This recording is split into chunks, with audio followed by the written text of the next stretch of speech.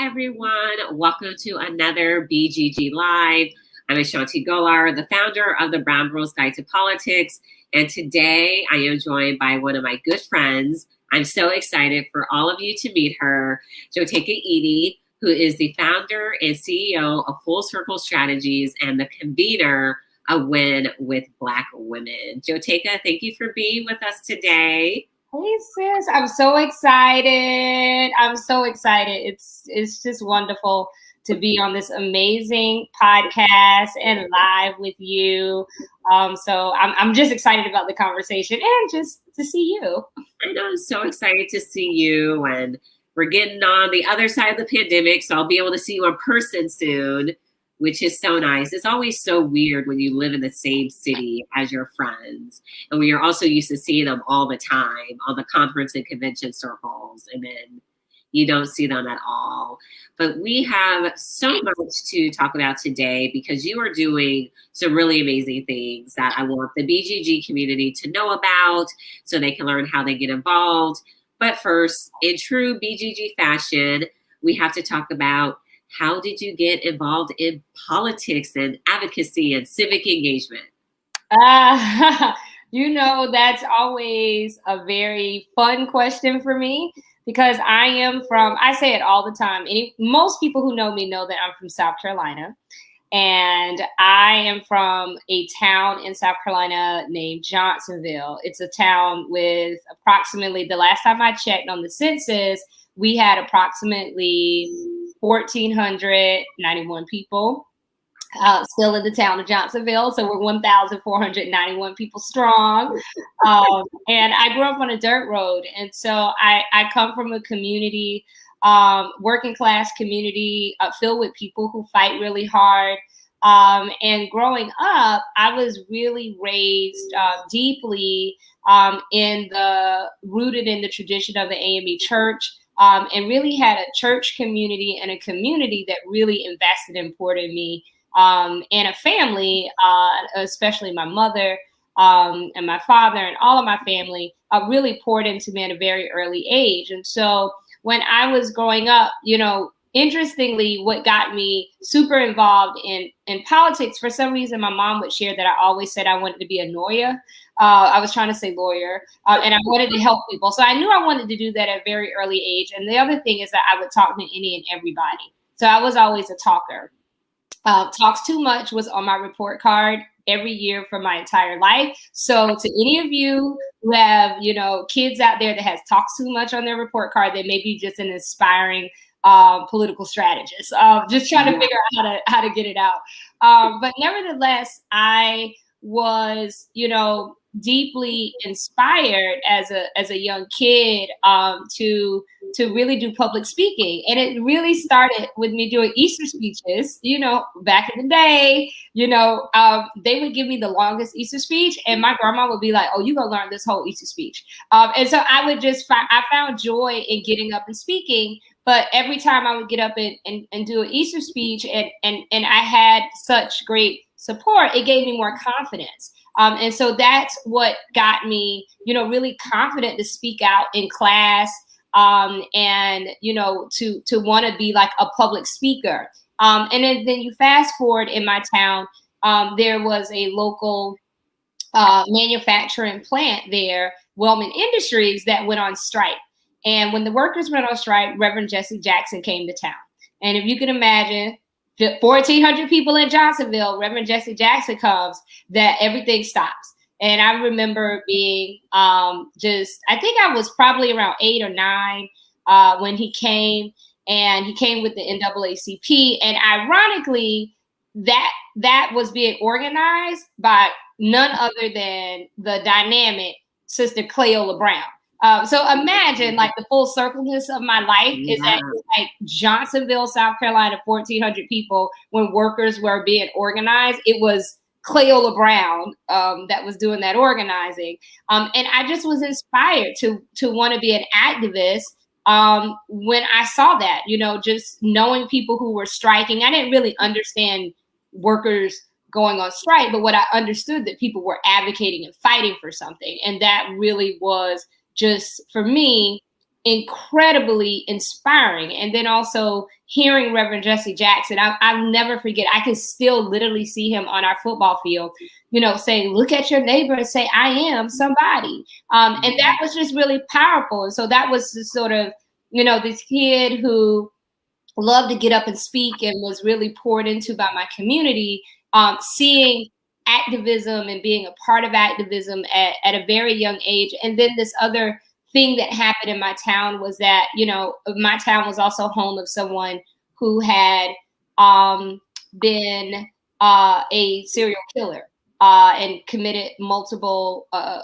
murder crimes, who, much to what we have found to know is that this person had suffered, just supreme mental illness.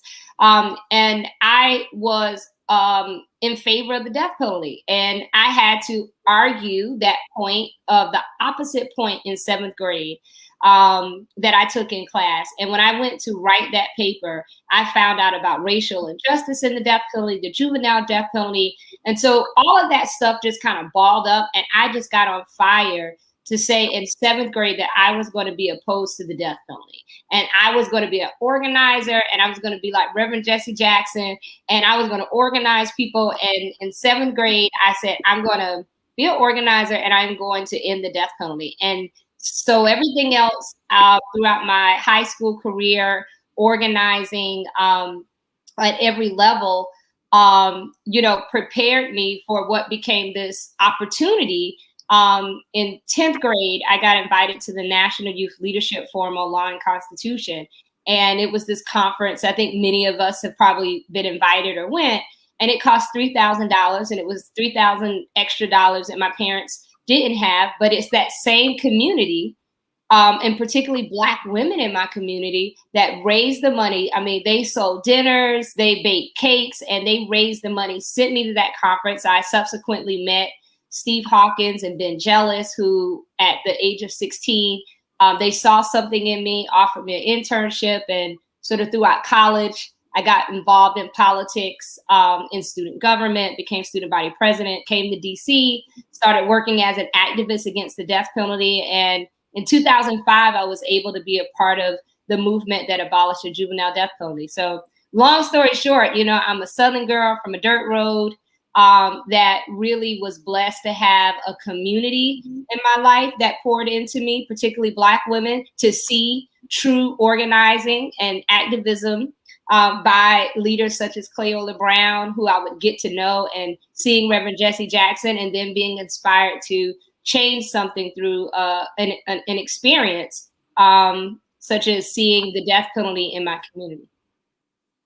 I love it. When you talk about full circle, that piece about Black women is so important, because I really wanted to have you on to talk about 2 initiatives that you're involved in. The first, Win with Black Women, which is a just great collective that you help convene. A lot of you have seen me wear my shirt that says like Sojourner or Harriet, like Kamala. That's the Win with Black Women shirt. But I remember when I got the email from you saying, hey, there's all of these Black women who are being considered for vice president. How are we combating this sexist, racist, misogynistic stereotype?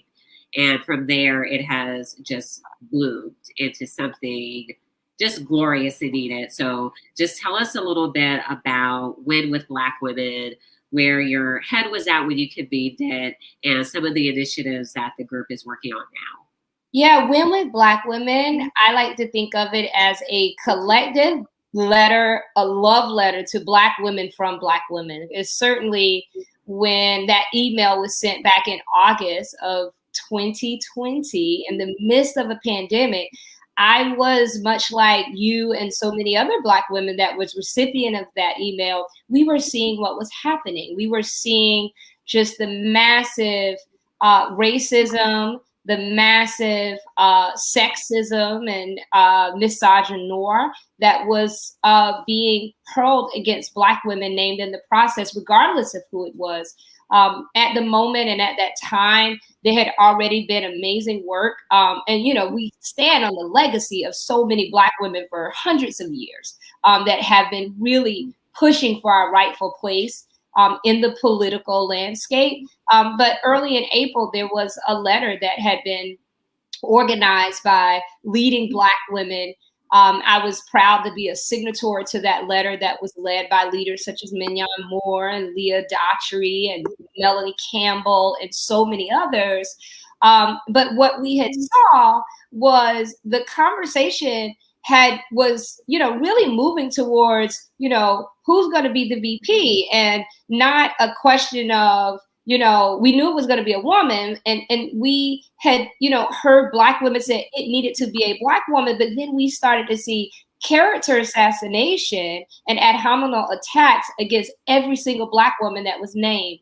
And I had just had enough. And I felt that it was so imperative that not only Black women from every sector, intergenerational, and across every type of area of influence came together in our own collective way to say a few things. Number one, not on our watch, that we will stand against the racism and sexism, and then double down on what was said in April and say that we absolutely need for this country a Black woman. And thus, Win with Black Women was born, because what Win with Black Women stood for was that for our country, we all win if there is a Black woman on this ticket, that we win with Black women. Black women represent and lead in every area of our nation.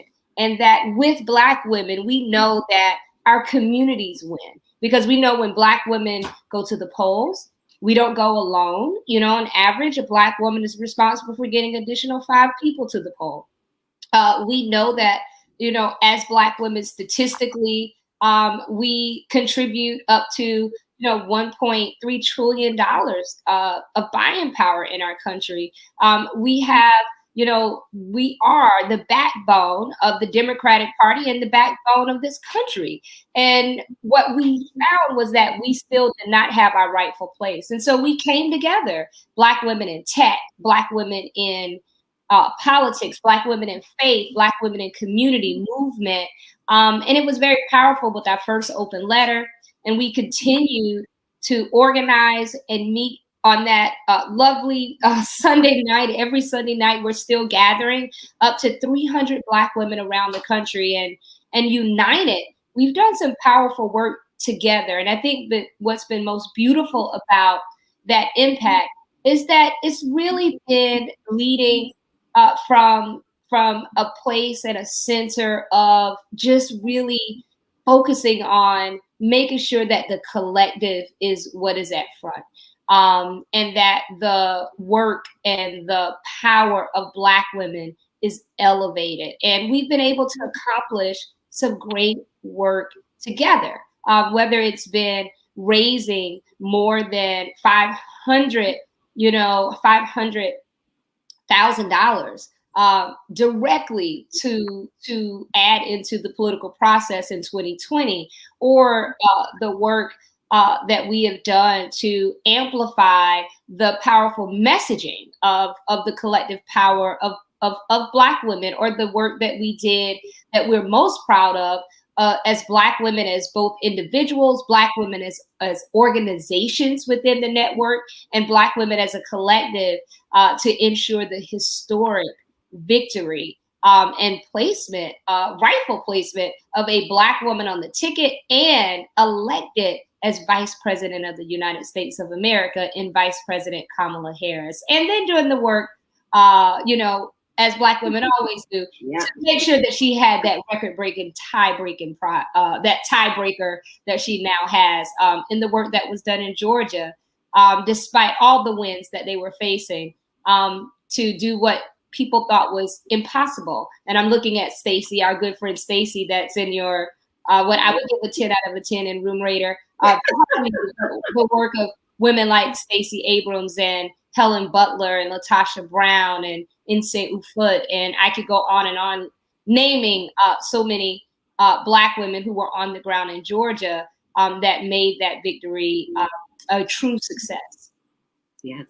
And for the people who are watching, who are going to watch, what are ways for them to get involved and support the Win with Black Women efforts? There's several ways. The first way is just find us on social media and follow and engage. You can find us at #Win with Black Women. We've had more than 600 million impressions, which has been amazing.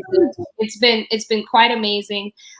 You can follow us at Win with Black Women. We're on IG. We're on Facebook, we're on Twitter, and we also have a Facebook group. If you are a Black woman that support our values, we invite you to join our Facebook group and to engage. And there is also a sign up, and you can find that sign up on the Facebook group where you can join our meetings on Sunday evenings. Love it. So if you're interested in supporting, please do. And if you're a Black woman who wants to get involved, definitely join us on Sunday evenings. And I have to just have you talk about this new initiative that Goldman Sachs has, investing in Black women. Like when I saw this, I was like, Jotaka is just doing it. Like, I love her. It's one of those emails that you get in the morning and it just makes you smile when you see not only your friends doing great work, but when they're doing work that's literally going to uplift and change people's lives. So tell us a little bit about this initiative. Yes, so really proud in partnership and working with our good friends at Values Partnership, my firm, Full Circle Strategies, and working with Michelle Dubois, another amazing sister friend, and Joshua Dubois. We've been just so excited to partner with Goldman Sachs and to help support the launch of this new initiative, 1 Million Black Women, which is a $10 billion investment that will invest in the life cycle, the entire life cycle of Black women over the next 10 years with the goal of impacting 1 million Black women. And Ashanti, I'll tell you, when I first heard it, I had to let it soak in. And I've been working on this day in and day out for several months now. I still pinch myself because there has never historically been an investment of this size focused on Black women. And alongside this $10 billion capital investment is also a $100 million philanthropic investment.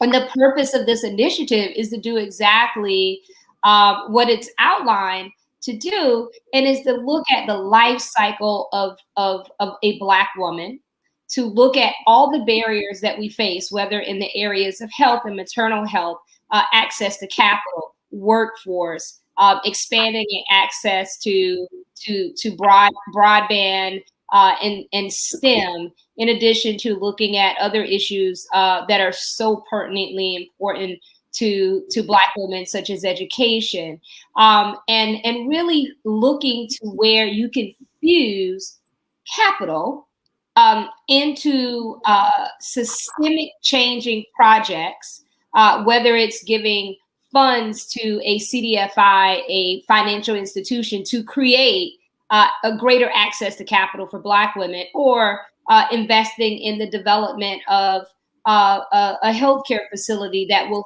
holistically change an entire community, or whether it's investing in high growth companies led by Black women that will impact large numbers of Black women and the communities that they serve. This capital is meant to create lasting change over the next 10 years. And so it's been incredibly exciting. And I think also what's so wonderful about this is that it really was born by what we always happens is the brilliance of Black women. And so it's been Black women inside of Goldman Sachs, Margaret Anandu, Asahi Pompey, Joyce Brayboy, and others, in addition to great allies inside of Goldman Sachs, and Dina Powell McCormick, who is, a wonderful ally and a champion and a partner in all of this work, who hails from Egypt, who has a great immigration story into this country,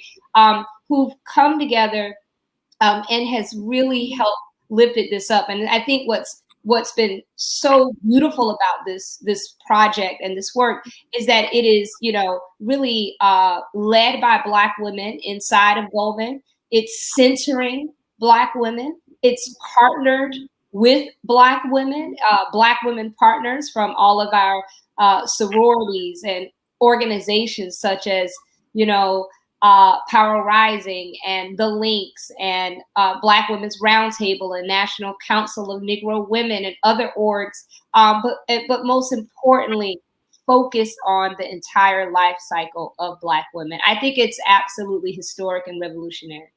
It is, and just even when you say that, still, whenever you say that 10 billion, it's phenomenal. It is such a huge investment, and so thankful to you and Michelle and Joshua for helping make it happen. And before we close out, we've been talking a lot about uplifting Black women. And what advice do you have for those people that are listening, that are watching? What can they really do to uplift the Black women in their lives?